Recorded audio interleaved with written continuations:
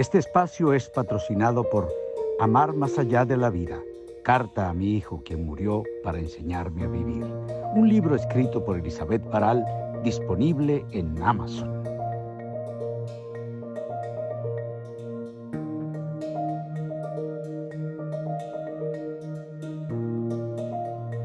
Un gusto tenerlos a ustedes de nuevo con nosotros aquí en este espacio de Amor en Acción.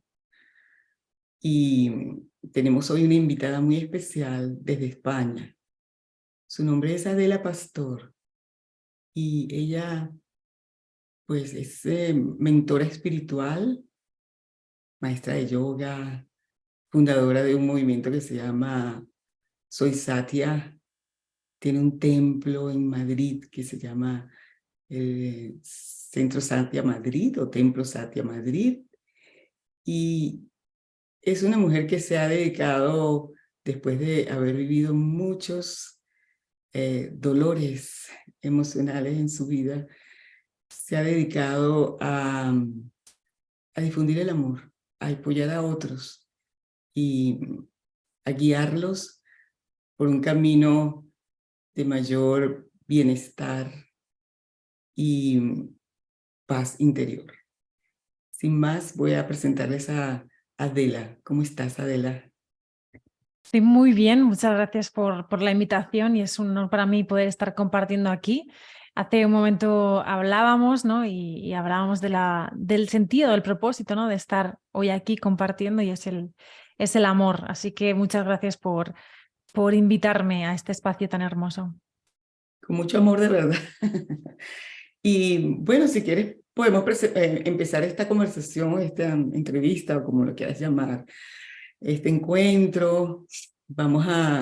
Me encantaría que, ya que tu historia, tus experiencias han estado tan ligadas a este tema de la partida física de seres amados, me gustaría comenzar por ahí. Tengo entendido que tú,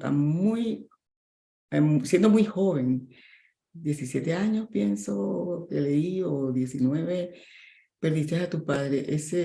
Y venías de un proceso también emocional muy fuerte. ¿Tú nos puedes contar cómo fue esta aproximación a la muerte que tú tuviste inesperadamente? Claro, sí.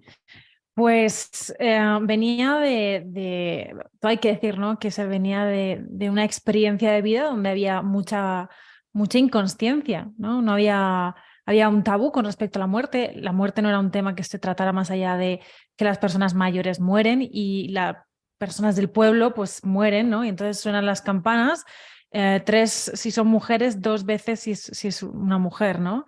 Soy de un pequeño pueblo de Alicante y todavía hay ciertas tradiciones con respecto a estos temas, ¿no? Y con 19 años, como bien has dicho, pues un lunes mi padre va a trabajar a las 7 de la mañana y nunca vuelve, ¿no? Deja el cuerpo físico. En ese momento pues fue muy doloroso y eso hizo que empezara a hacer, ese tipo de experiencias hace que empieces a preguntarte cosas, ¿no? ¿Qué sentido tiene la vida? ¿Por qué morimos? ¿Por qué la gente muere cuando muere? ¿Por qué mueren como mueren? ¿No? ¿Por qué se muere uno como se muere? Porque hoy sí, ¿dónde va la gente cuando se muere? ¿Hay algún sitio donde se va? Yo quiero volver a hablar con mi padre. ¿Cómo puedo volver a hablar con mi padre? ¿No? Entonces, todas esas preguntas, que como sabes, algunas no tienen respuesta, estaban en mi cabeza y yo recuerdo que era una época estaba estudiando en la universidad y pasaba las tardes devanándome los sesos tratando de comprender, ¿no? Comprender con la mente. Es curioso porque el día que falleció mi padre, ese día le había dicho, miento, todo empezó el día que yo fui ese lunes, iba a estudiar a la universidad y me crucé con una grúa amarilla. Y me resultó muy raro encontrarme con una grúa amarilla, como que me impactó encontrarme una grúa amarilla, pero es algo totalmente irrelevante. Es como si te encuentras un coche rojo en la carretera, es como, pues bueno, es un coche rojo, ¿no? Y en ese momento aparece el pensamiento y algo dice como, espero que no le haya pasado nada a nadie de la familia, ¿no? Y yo iba a la universidad, llego a la universidad, hablo con una amiga y a esta amiga le digo, pues tengo muy mala sensación, siento como que quiero que pase noviembre, porque es que como que en noviembre se mueren todos los de mi familia. Mi padre ya había fallecido, ya había dejado el cuerpo físico y la grúa que yo me había encontrado iba a recoger el coche de mi padre en ese momento. O sea, en el momento en que tú estás diciendo eso a tu amiga, ya tu papá Mi ha papá ya no estaba, fallecido. Mm. sí. Y de hecho, cuando yo me crucé con esa grúa iba por el coche de mi padre, porque él, cuando tuvo el accidente, pues el coche quedó en medio de la carretera y tenían que sacarlo, ¿no? Tuvo un accidente de tráfico. Eh, Ese mismo día, a las horas, pues me entero, vienen a recogerme a la universidad para decirme que pues mi papá ha dejado el cuerpo físico con todo el dolor que eso acarrea, ¿no? Yo tenía un hermano pequeño, 3 años menor, y todo eso fue un impacto para la familia, un impacto para mi madre, el peso que eso implica, ¿no? Ahora ya no sois dos como un equipo, ahora es una persona para enfrentarte a llevar el peso de una familia, ¿no? Y se veía como mi madre estaba extremadamente pendiente de tanto de mi hermano pequeño como de mí, ¿no? Quería que estuviéramos bien y lo hacía lo que creía que tenía que hacer por nosotros, ¿no? Estar presente, pues tratar de consentirnos en la medida que se podía consentir, ¿no? Al año y medio de esto, ¿no? de tratar de salir de este acontecimiento, de toda esta pena, de todo este dolor, de todas estas preguntas existenciales que uno se hace, mi hermano queda conmigo para merendar y cruzando el paseo de peatones es atropellado. Entonces se vive en muy poco tiempo la pérdida de dos miembros clave en la familia, ¿no? Y esto, si lo otro ya era como cuando te dan a mí no me han dado nunca un golpe, ¿no? Pero cuando te das un golpe seco que te aturde, ¿no? Esto es como, te han dado un golpe, te ha aturdido y te han vuelto a dar otro golpe que te ha aturdido tanto que no sabes ni dónde estás, ¿no? Y estás en un estado como de trance, una especie de trance. Y las personas de nuestro alrededor estaban tan preocupadas que a mi madre y a mí nos cogieron y nos llevaron al psiquiatra. Y al psiquiatra le dijeron, a estas dos denles medicación. Y yo como buena chica, que no sabía lo que estaba pasando, empecé a tomarme las pastillas que me daban, ¿no? Mi madre automáticamente las pastillas, ¿no? Eso duró poco, ¿no? Porque yo me di cuenta de que esas pastillas pues no iban a ningún sitio. Pero claro, había una especie de halo de preocupación y de miedo alrededor de mi madre y mía, ¿no? Porque como, pues en esta sociedad donde la muerte es lo menos natural que existe, ¿no? Y la gente se preocupa tanto de que tú sufras y de que te pase algo con respecto a la muerte, pues la gente de tu alrededor pues hace lo que sabe y puede, ¿no? En todo este proceso, ¿no? espiritual, yo luego a los años tengo un despertar espiritual espontáneo y empiezan a darse las comprensiones internas, ¿no? La comprensión interna, como tú hubieras dicho, de que no morimos, que solo somos solo no, somos una consciencia habitando un cuerpo físico y cambiamos simplemente de plano. Pero siempre ha habido como cierta conexión con la muerte, hasta el punto también de colaborar con la asociación Potala Hospice, que es una asociación aconfesional, pero está fundada por la FPMT budista, donde se hace acompañamiento a personas en el último tramo de vida, ¿no? Y la muerte siempre ha sido un tema, ¿no? que ha estado presente en la familia, porque cuando cuando yo era jovencita, mi padre tenía un hermano y murió en un accidente de tráfico.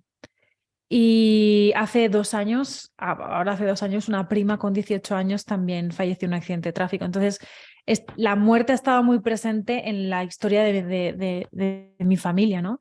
Y eso pues te hace replantearte muchas cosas, como por ejemplo que estamos de paso, ¿no? Y tener la muerte presente y que puede darse en cualquier momento, porque estas cuatro experiencias que te comento, en todos los casos no fueron previsibles y fueron personas jóvenes, ¿no?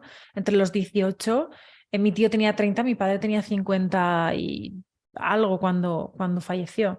Entonces, esa pregunta fundamental te lleva a que apreciar la muerte te lleva a apreciar la vida. Y tenerle miedo a la muerte es tenerle miedo a la vida. Entonces, cuando uno empieza a valorar lo que está pasando en el momento presente, porque sabe que a lo mejor mañana ya no lo tiene y es consciente de la impermanencia, de que todo puede cambiar en cualquier momento, no solo que te vayas a morir, también cualquier cosa, una relación, ¿no? Una supuesta relación que puede durar mucho tiempo, un supuesto trabajo, una cierta estabilidad económica o incluso la propia salud física, todo eso puede estar amenazado, ¿no? Y el hecho de tener miedo a eso que puede pasar está haciendo que no puedas disfrutar de la vida en este momento. El trabajar la aceptación incondicional de lo que emerge y aparece en tu vida de manera espontánea, porque a nadie se nos pregunta por la noche, oye, ¿tú mañana, te viene bien mañana estar vivo? ¿Te va bien? O tú no, nadie te pregunta, ¿quieres apretar este botón para dejar de estar vivo, dejar de existir? Eso no pasa, ¿no? Entonces la vida se vive a través de uno y uno permite que la vida se dé, ¿no? Así que es hermoso plantearse este tipo de cuestiones filosóficas, ¿no? Cuestiones trascendentes, y luego observar también, ¿no? Esta es una de las partes fundamentales que en estos acompañamientos que se hacen, ¿no? Acompañamientos para personas que quieren conectar con su propia paz o quieren desarrollar su lado espiritual o quieren madurar emocionalmente o interiormente. Uno de los temas principales y fundamentales que tocamos en todos los procesos siempre es la muerte, ¿no? No solo la propia, sino la muerte de los seres queridos. Y no solo la muerte de ese momento, ese instante, ¿no? En el que se deja el cuerpo físico, sino también todo lo que hay, los miedos que orbitan alrededor de la muerte, que puede ser, por ejemplo, una mutilación, el sufrimiento, el dolor, la agonía, puede ser la traición en la muerte. Cada uno tiene su propia versión de los hechos, ¿no? De qué le genera miedo. Cuando se trabaja ese miedo, tú sabes que muchos otros miedos pequeños de nuestra vida se desvanecen porque ya no tienen sentido.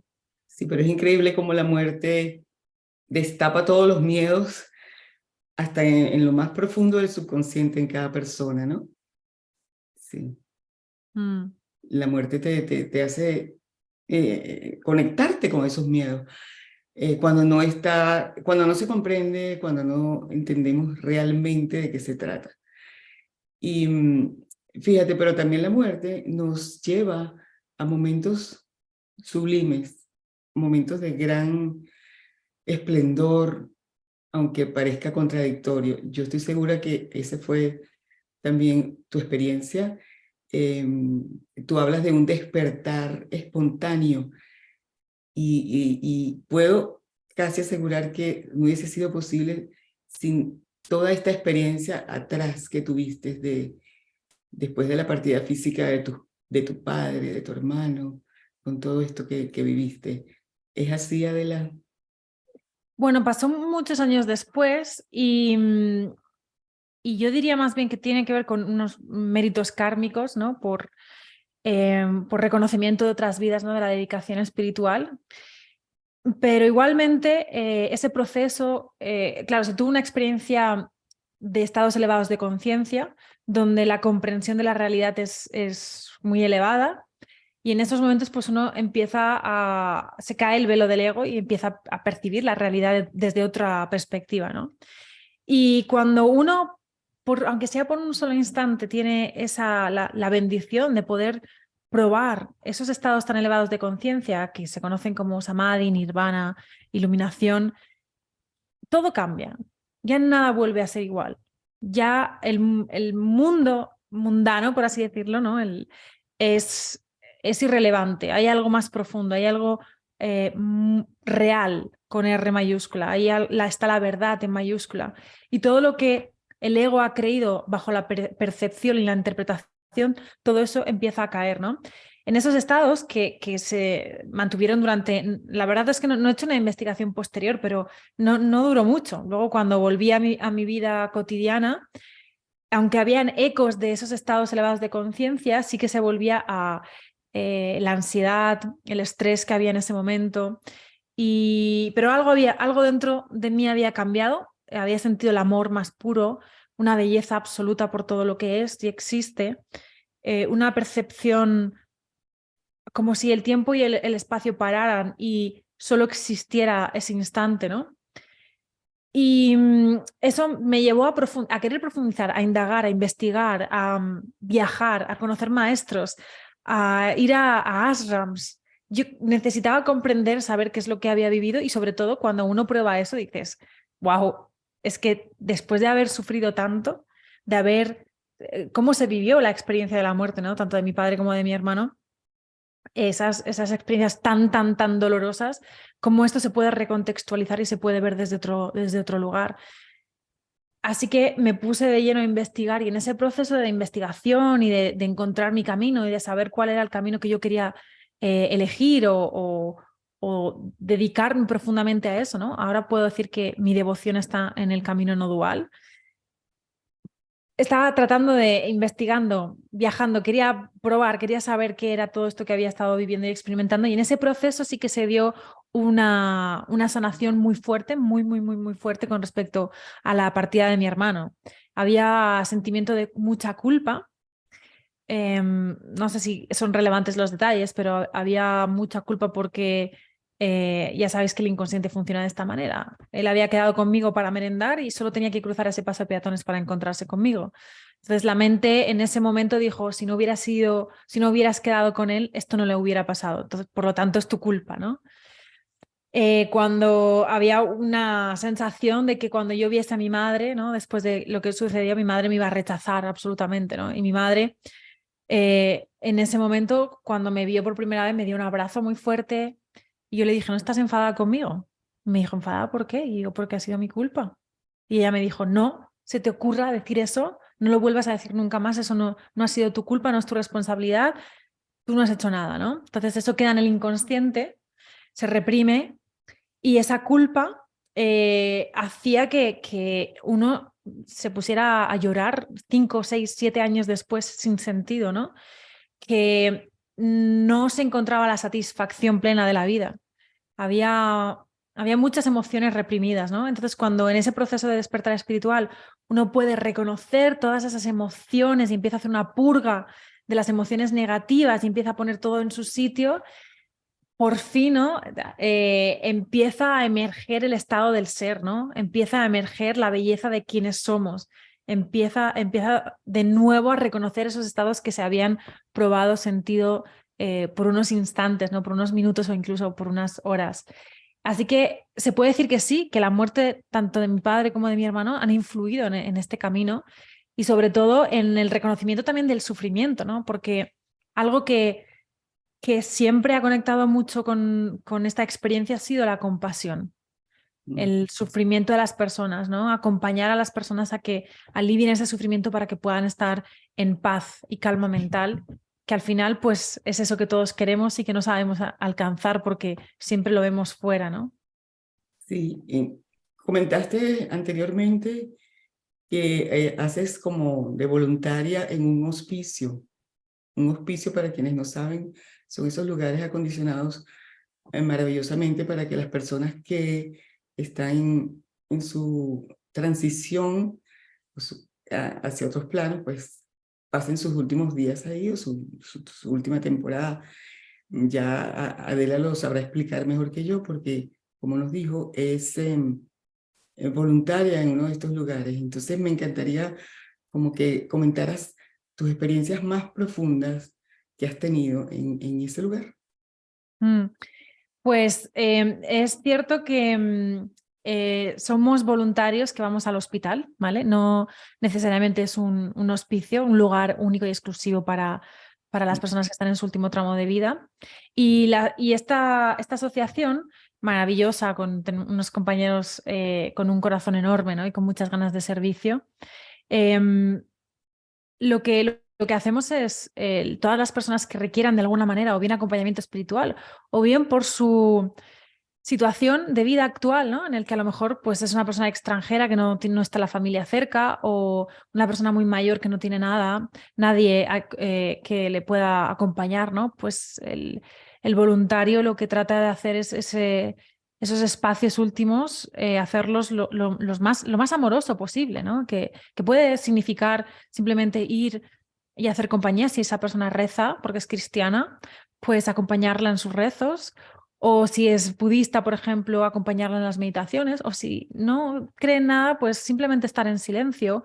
O, sabes, ¿no? Dependiendo del estado de la persona y el momento en el que se encuentre, pues escuchar a esa persona, porque muchas veces en este último tramo de vida, una de las cosas que nos suele pasar, que esto es algo que trabajo, por ejemplo, en mis programas, es que necesitamos hacer una recapitulación de la vida, porque hemos vivido tan inconscientemente que llega al último tramo de la vida y necesitamos como poner en orden todo lo que ha pasado, ¿no?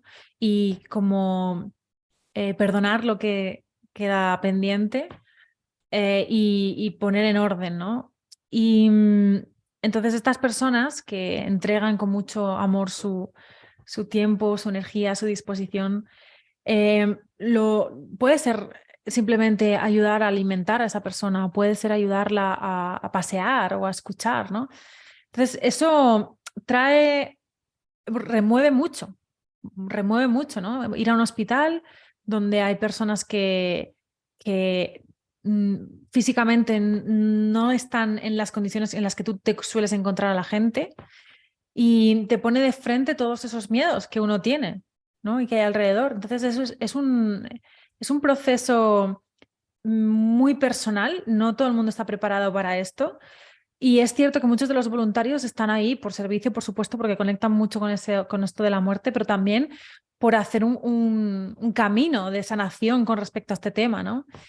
Y a veces también es estás sin juicio ninguno para acompañar también a las personas de la familia, ¿no? En el caso de que lo puedan necesitar. Simplemente, pues, ¿qué necesitas? ¿Necesitas que alguien te lleve al hospital? ¿O cómo te encuentras? Entonces, en estas experiencias, pues hay algunas, ¿no? Y en estas, por ejemplo, recuerdo que una de estas veces, esta persona, que por cierto había sido voluntaria, pero por sus circunstancias personales, pues solo tenía una hermana, y era una hermana que trabajaba y no podía ir a verla. Recuerdo que fui a verla como la última vez que fui a verla, como 2 días antes de dejar el cuerpo físico. Tú entrabas a la habitación y claro, una de las cosas que a veces pasa es que cambia la respiración, ¿no? La respiración cambia y hay los estertores, ¿no? Que se conocen. Entonces tú estás con esa persona y esa persona, tú no sabes si realmente ha dejado de respirar, porque de repente tiene como un espacio en el que está en silencio absoluto, a lo mejor está con la boca abierta y mantiene la inhalación y está en ese espacio de retener y tarda a lo mejor 40 segundos en exhalar. Y en ese espacio donde es anormal, y lo voy a poner entre comillas si nos estás escuchando en el podcast, porque uno no está acostumbrado a ver el cuerpo de esta forma, ¿no? Entonces, cuando estás delante de alguien así, que ya el olor es diferente, empieza a desarrollar un espacio de mucho amor y mucha compasión, ¿no? Entonces, estás en ese tránsito acompañando a esa persona y recuerdo cómo se sentía el arquetipo de Tánatos, de la guadaña, ¿no? Se sentía como ese momento iba a llegar pronto. Era una especie de intuición, sensación que no puedes, lógica, no es una sensación lógica, por supuesto, ¿no? Pero se puede sentir. Y al mismo tiempo se sentía una paz tan absoluta, ¿no? Porque claro, el escenario, tú entras a la habitación, ya el olor empieza a cambiar, ya la respiración es diferente, esta persona ya prácticamente no tiene grasa en el cuerpo, es una persona que está en su último tramo de vida, ya en los últimos días. Entonces eso impacta mucho, pero, y sientes la muerte ahí y al mismo tiempo sientes una paz tremenda y absoluta, ¿no? Y sientes, sientes en este caso presencias arcangélicas, ¿no? Se sentía la presencia de cierto arcángel y claro, era un brotar, no paraba de brotar las lágrimas de los ojos, ¿no? De la perfección de ese momento. Entonces, claro, este momento se puede vivir de muchas maneras. Se puede vivir desde el rechazo, desde el miedo, o se puede vivir también desde la paz, ¿no? Y el permitir que la muerte venga en el tiempo, el ritmo y la forma que le corresponda a cada uno, ¿no? Porque aquí en estas experiencias del hospice, pues normalmente suelen ser personas que ya saben que esto va a pasar y toma un tiempo, unos meses, unas semanas, unos días y hay otras experiencias para dejar el cuerpo físico que son totalmente diferentes, ¿no? Son experiencias más repentinas, más espontáneas.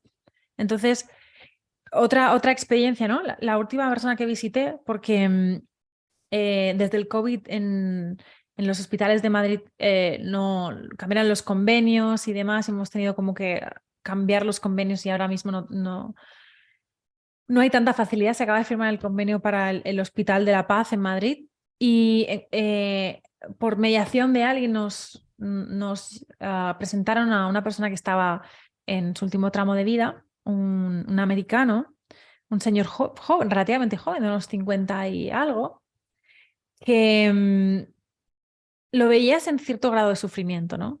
Había dolor físico y había cierto grado de sufrimiento, pero cuando recuerdo salir de la habitación y, y tener sentir mucha gratitud, ¿no? Se sentía una gratitud muy fuerte porque a las personas que se les da la fortuna de saber que van a partir, es esa oportunidad que uno tiene para poner en orden todo, para hablar con toda la familia, para perdonar las cosas que quedan pendientes, para dejar lo que cada uno quiera dejar en su sitio, ¿no? Bien el trabajo, bien algo personal, un asunto, un tema, un conflicto que haya podido haber y sobre todo poder irse en paz, ¿no? Y esto es algo que es una de mis misiones también, ¿no? La de naturalizar la partida, ¿no? En esta experiencia, en esta cultura occidental en la que nos movemos,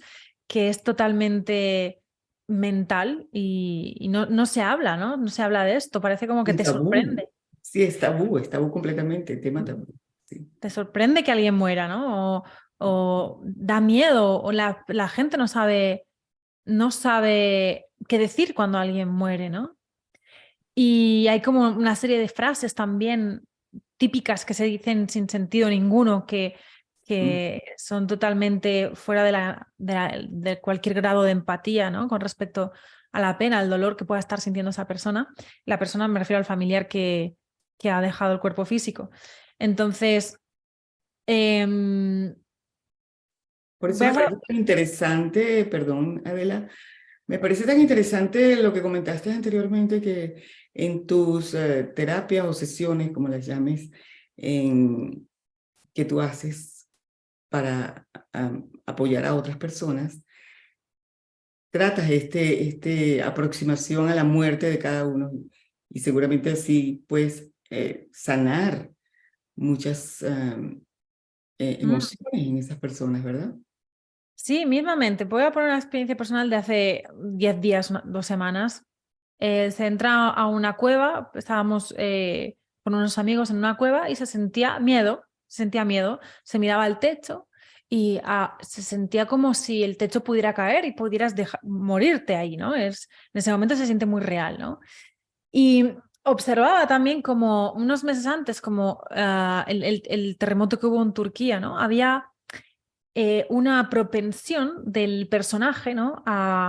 Cuando entraba en Instagram le salían reels del terremoto, ¿no? Entonces había como una especie de atracción hacia esas experiencias, las experiencias de ver cómo rescataban, de madre mía, ¿no? Y el ego como que interiormente se sentía ese rechazo, ese miedo.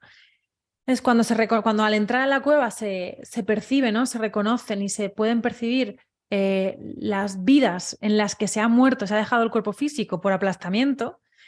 Uno recoge esa información que ha quedado impregnada en el cuerpo emocional para poder trascenderla y atravesarla, ¿no? Así es como trabajamos, ¿no? Hacemos un reconocimiento de todo lo que nos provoca la muerte, que puede ser muchas cosas, como por ejemplo lo que el ego considera perder, que puede ser perder estatus, dinero, casas, lo que has construido, la familia, por supuesto. Y uno empieza a revisar todos los miedos orbitantes alrededor de la muerte. Entonces, cuando uno empieza a trabajar todo esto, uno siente paz y liberación, porque está listo para lo que sea. Entonces, ya no te da miedo volver a casa sola por la noche.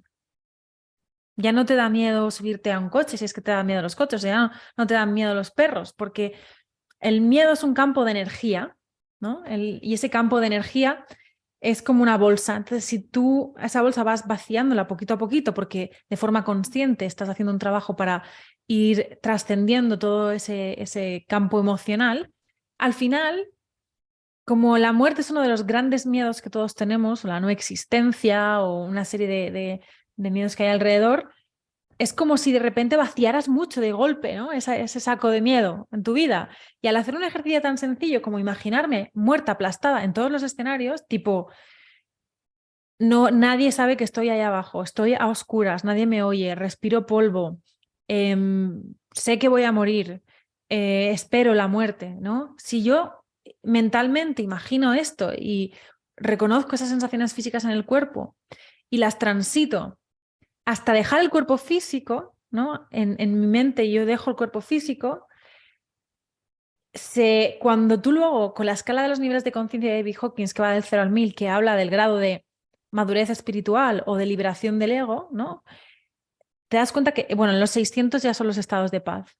De estar en un nivel de los 400, que sería la razón, donde la muerte es mental, ¿no? Como que hay una comprensión mental, a pasar a los 600 en un trabajo de muy poco tiempo, solo de reconocimiento y de ser como muy diligente y constante en atravesar ese miedo, resulta que lo que se veía era que al imaginarse muriendo aplastada en esas condiciones, como los ángeles y otros seres de luz como que te recogían, ¿no? Como ese campo de energía es como que se elevaba. Y entonces, y uno siente esa paz propia de cuando uno deja el cuerpo físico. Entonces, se puede trabajar, claro que sí, ¿no? Lo único que uno tiene que estar dispuesto. Se requiere mucha apertura interna para que esto se pueda dar. Qué bonito. Y por supuesto, al liberar el miedo, lo que queda es el amor, puro amor. Y eso, en definitiva, como tú lo has dicho en tu página, lo he escuchado por ahí, te sigo en las redes, esa es tu meta, tu intención, difundir el amor. Y bueno, ahí coincidimos, ¿no? Sí. Mm. Sí. Personalmente lo que mueve es aportar herramientas y conocimiento que ayuden a que uno pueda transitar ese sufrimiento. Cuando el sufrimiento es como unas nubes que impiden ver la belleza de lo que somos, que es el amor. Entonces, cuando ese sufrimiento, esa negatividad es disuelta, emerge lo que ya somos. No somos nada diferente al amor, somos el amor mismo. Entonces, solo hay que hacerse responsable de esa negatividad para poder vislumbrar la belleza de ese amor, ¿no? Sí, y también sé que tú tienes, bueno, te has inspirado en algunos maestros en el budismo, Yogananda, algunos maestros que han influido en ti, pero ¿tienes o sea, algún guía en otros niveles que te guía? ¿Algún maestro especial? Sí, sin duda mi maestro principal y fundamental es David Hawkins, ¿no? No sé si lo conoces, has oído hablar de él. Sí. Él es, claro, cuando yo le conocí, cuando yo empecé a leer sus libros, tengo más, ¿vale? Tengo, por ejemplo, Ramana Maharshi, que tengo aquí una foto, la voy a enseñar, Ramana Maharshi, Jesús también, pero desde otra forma, no tanto desde la Biblia además, sino sentir su presencia. María Magdalena también, pero igualmente sentir el amor y la presencia, pero no como David Hawkins, ¿no? David Hawkins cuando se empieza en ese proceso de querer comprender qué es lo que se había experimentado, ese despertar espiritual, se empezaron a leer un montón de libros y había mucha confusión, ¿no? Porque hay muchos términos que muchos autores hablan de lo mismo en términos diferentes. Entonces, como que había un poco de confusión. Y cuando se reconoce la obra de David Hawkins, fue como, es esto, por fin lo estoy entendiendo, ya sé lo que he vivido, ¿no? Esta escala de la que él habla, de que va del 0 al 1000, explica perfectamente esos estados y le pone palabras a todo ese proceso, ¿no? Entonces, conectar con sus enseñanzas para mí y para mí ha sido todo prácticamente, porque todo lo que enseño gracias a la comprensión derivada de todas sus enseñanzas y de todo el camino que nos ha compartido. Él, en esa escala de los niveles de conciencia, en el 1000 se encuentran los grandes avatares de la historia, como Jesús, Buda, Cristo, Jesús, Buda, Krishna, Zoroastro, y él era otro de los avatares. Él hizo el camino completo y llegó al 1000. Entonces, una persona con psiquiatras, terapeuta, psicólogo, con una comprensión de la mente tan grande y con un trabajo interior tan profundo que llegó a estos estados, a los estados últimos, la forma en la que te lo explica hace que sea muy fácil de comprender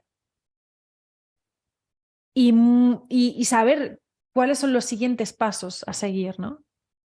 Dependiendo también de hacia dónde uno quiera ir, porque esta escala, que como decíamos va a los 1000, uno puede decir voy a dedicar mi vida al amor incondicional, lo cual es perfecto, y esto en la escala está entre los 540 y los 599, pero uno también puede decidir ir a por los estados de paz, que es a partir de los 600, ¿no? Entonces, ese camino claro, que se sabe exactamente qué es lo que cómo uno debe dedicarse a este proceso para poder crecer espiritualmente y madurar. Sí.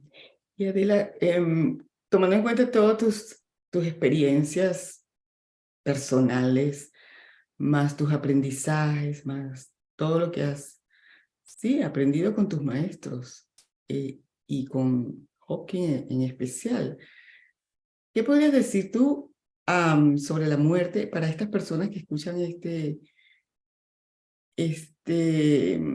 espacio, que están siempre aquí pendientes de mensajes para ver cómo sobreponerse en este proceso de duelo, que muchos no saben porque no hay información, porque no se enseña en las escuelas, porque es un tema todavía tabú y porque además se siente, porque es una realidad, porque el que pierde un ser muy amado está en profundo dolor.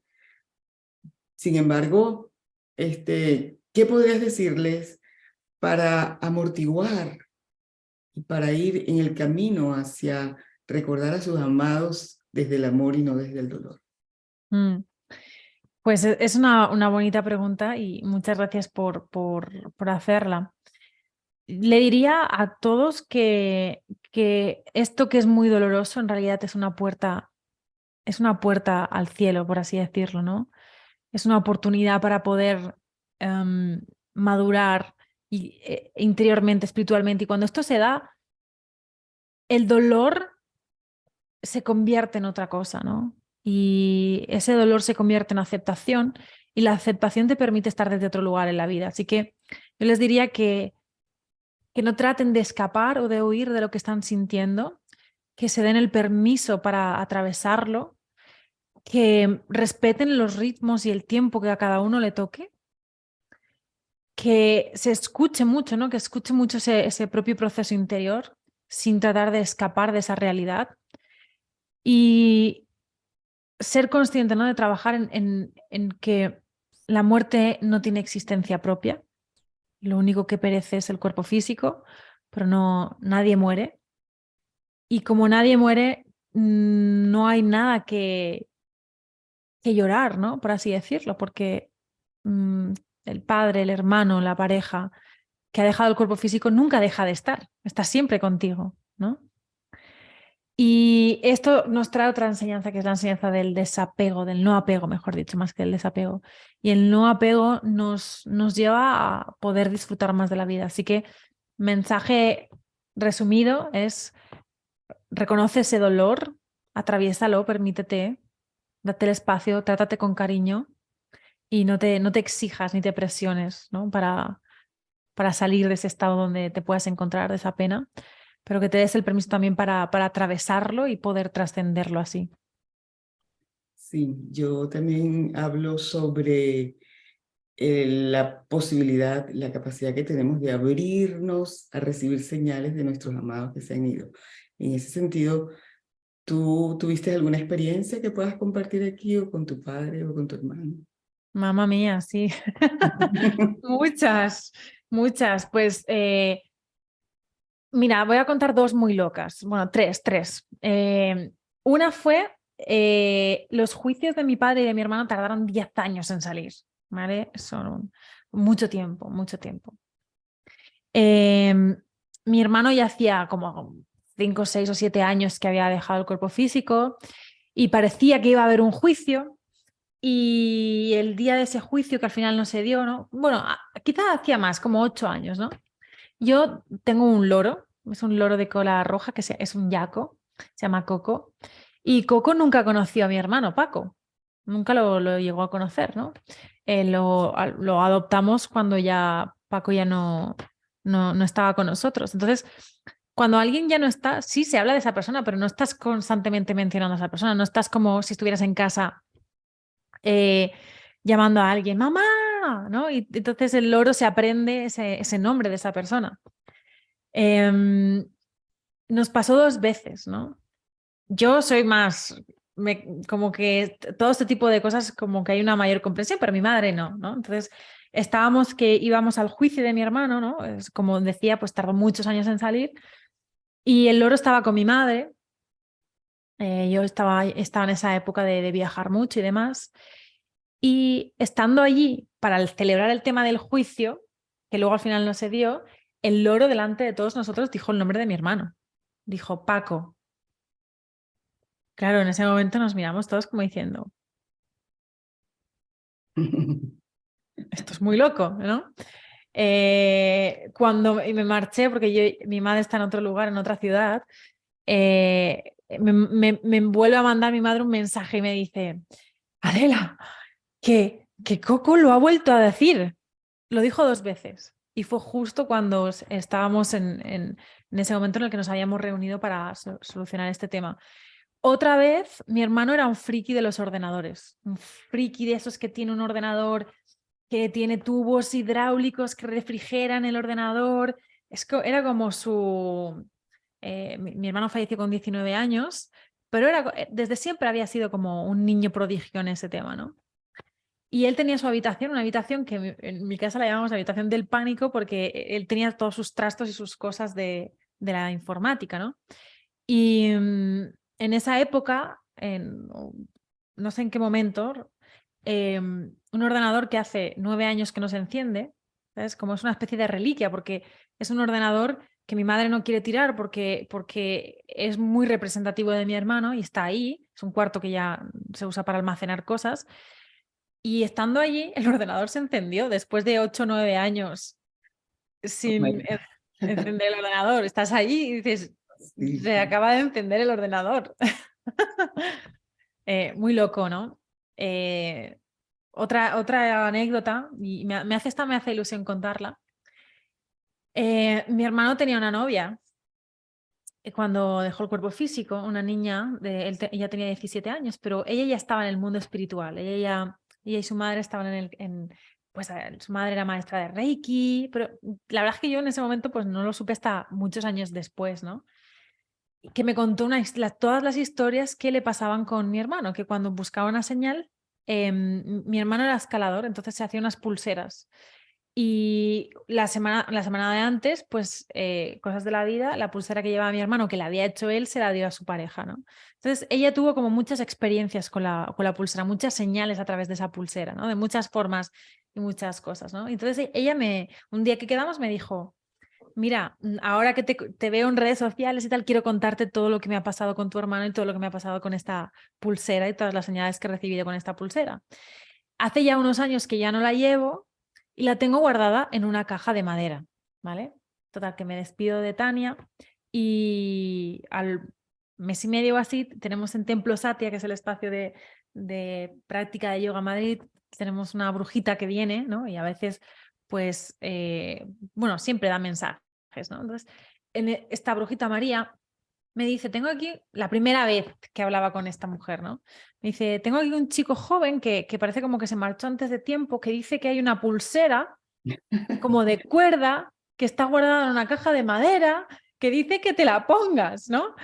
Y yo automáticamente llamé a Tania, miras esta pulsera que llevo aquí. ¡Qué belleza! Gracias a verla. Bueno, es una pulsera de cuerda que tiene ya muchos años y la llevó muchos años Tania, que es la novia de mi hermano en aquel entonces, y luego después de esa sesión con María, pues decidí, por supuesto, llevar la pulsera. Así que si me veis en redes sociales cualquier cosa y me veis con una pulsera como que no encaja un poco con quizá el outfit o el tal, es porque con mucho cariño y con mucho amor llevo esa pulsera como recordatorio, ¿no? Y presencia de mi hermano, Paco. Wow, gracias por contarnos esta belleza de historia y sí, este, encaja con todo, esa pulsera encaja con todo lo tuyo. Para mí sí. Señor, y entonces, bueno, ya llegó el momento de despedirnos, querida Adela, y te voy a pedir, si puedes, entonces decir dónde te pueden localizar, cómo te pueden contactar, tienes una página web, todo esto. Sí, pues me pueden encontrar en redes sociales con @adelapastor_ en Instagram. También pueden entrar a a mi página web, adelapastor.com, o a Soy Satia con Y, Soy Satia con Y las dos. .com, y también pueden recibir una meditación para aprender a gestionar ese campo de energía negativo, que es lo que nos impide ver la belleza de quienes somos. Si quien escuche este podcast o quien vea este vídeo y sienten recibir esa meditación de dejar ir para gestionar las emociones negativas y el campo de energía negativo, pues solo se tiene que ir a adelapastor.com, dejar el email y ya automáticamente recibe la meditación en su correo. Y los que están en Madrid, que vayan a ese templo, ¿verdad? El templo Satia. Claro. Y los que estén en Madrid y sientan en practicar yoga, pues que se vengan, que me encantaría invitarles a que prueben una clase. Y si estás en Madrid pero no te pillas cerca del centro de yoga, pues también te puedes unir al grupo de WhatsApp que tenemos, donde compartimos pues, los workshops, los talleres que hacemos y todas las cosas presenciales en el templo físico. Bueno, Adela, fue un súper placer. Fue lindo haber hablado contigo. Gracias por contarnos tus experiencias, tus aprendizajes, por seguir en este camino del amor. Elizabeth, muchas gracias a ti en realidad, ¿no? Por, como decíamos hace un momento, naturalizar el tema de la muerte, que siento que es de buen gusto hablar de la muerte, ¿no? Desde el cariño, desde el respeto, se puede hablar de la muerte, se puede acompañar para que vayamos permitiendo que esto esté encima de la mesa y que no haya ese miedo o ese tabú, como tú decías, ¿no? Hace un momento. Es una labor hermosa y sobre todo la de conectar con el amor, así que gracias por tu entrega y tu servicio, y muchas gracias también a las personas que están escuchando. Disfruta de todas mis entrevistas de la serie Amor en Acción aquí en mi canal de YouTube, donde puedes suscribirte y activar las notificaciones. Visita mis redes sociales en los links que comparto aquí, donde hay contenido que seguramente serán de tu interés. Y si quieres saber más sobre mí y mis aprendizajes, busca en Amazon mi libro Amar más allá de la vida, Carta a mi hijo, quien murió para enseñarme a vivir.